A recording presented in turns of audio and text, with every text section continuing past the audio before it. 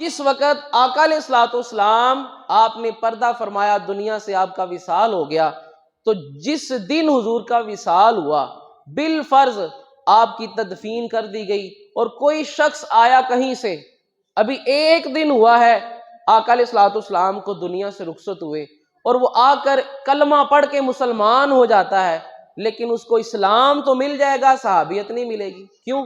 وہ حضور کو نہیں دیکھ سکا۔ یعنی مطلب کہنے کا کیا ہے کہ جب تک حضور موجود تھے، جنہوں نے دیکھا وہ صحابی بن گئے۔ جب آپ دنیا سے رخصت ہوئے تو اب وہ صحابہ جس طرح آہستہ آہستہ دنیا سے رخصت ہوتے گئے، صحابی کم ہوتے گئے۔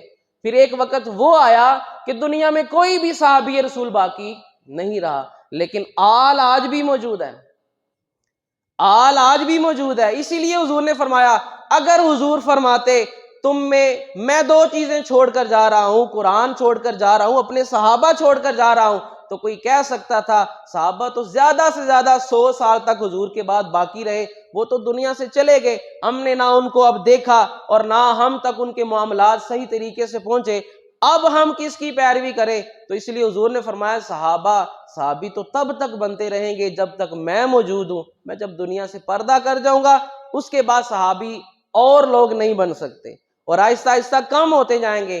لیکن رب تعالیٰ نے میری آل کو یہ برکت عطا فرمائی ہے کہ آل کا سلسلہ چلا بھی میری بیٹی سے ہے، ایک ہی بیٹی سے چلا ہے، آگے اس کے 2 صاحبزادوں سے چلا ہے، لیکن قیامت تک رب تعالیٰ میری آل کو باقی رکھے گا۔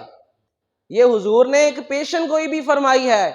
صرف یہ آقا علیہ الصلوۃ والسلام نے ہمارے لیے ہدایت کا سرچشمہ نہیں فرمایا، بلکہ اس بات سے یہ بھی بات ثابت ہوتی ہے کہ حضور کو پتا تھا کہ میرے بعد میری آل قیامت تک جو ہے وہ باقی رہے گی۔ اور یہاں پر حضور نے جو الفاظ آگے ارشاد فرمائے، آقا علیہ الصلوۃ والسلام نے فرمایا میری آل اور قرآن یہ ایک دوسرے سے جدا نہیں ہوں گے۔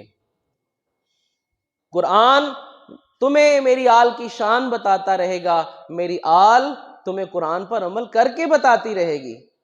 اس طرح قرآن پر عمل کرنا ہے، اور یہ دونوں قیامت تک، اور جب حوض کوثر کے اوپر حوض پر میرے پاس آئیں گے تو قرآن اور اہل بیت دونوں اکٹھے آئیں گے، تب تک یہ جدا نہیں ہوں گے۔ میں یہاں پر اسی لیے اکثر یہ بات کہا کرتا ہوں کہ وہ سید ہمارے لیے قابل اتباع ہے، ہم نے اس کی پیروی اس کی کرنی ہے جس نے قرآن پر عمل کرنا ہے۔ اگر کسی کا عقیدہ بالفرض، اور یہ کوئی ڈھکی چھپی بات نہیں ہے، ہر مسلک میں ہر فرقے میں ہمیں سید مل جاتے ہیں، ہر مسلک کا بندہ وہ کہتے ہیں کہ ہم سید ہیں لیکن ہم فلاں فرقے سے تعلق رکھتے ہیں، اب ہم کہاں جائیں گے؟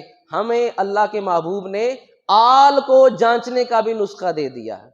حضور نے فرمایا آل بھی چھوڑ کر جا رہا ہوں، قرآن بھی چھوڑ کر جا رہا ہوں، یہ ایک دوسرے کو چھوڑیں گے نہیں۔ تو وہ آل وہ حضور کی اولاد میں سے جس نے قرآن کو چھوڑ دیا، اب وہ ہمارے لیے قابل اتباع نہیں رہے گا۔ قابل احترام تو رہے گا لیکن قابل اتباع نہیں رہے گا۔ قابل اتباع جس کی ہم نے پیروی کرنی ہے وہ صرف حضور کی وہ آل ہوگی جو قرآن پر عمل کرنے والی ہوگی۔ احترام ہم سبھی کا کریں گے، حضور کی آل ہونے کے ناطے احترام اور ادب ہم سب کا کریں گے، لیکن اتباع صرف کسی عمل کرنے والے کی ہوگی۔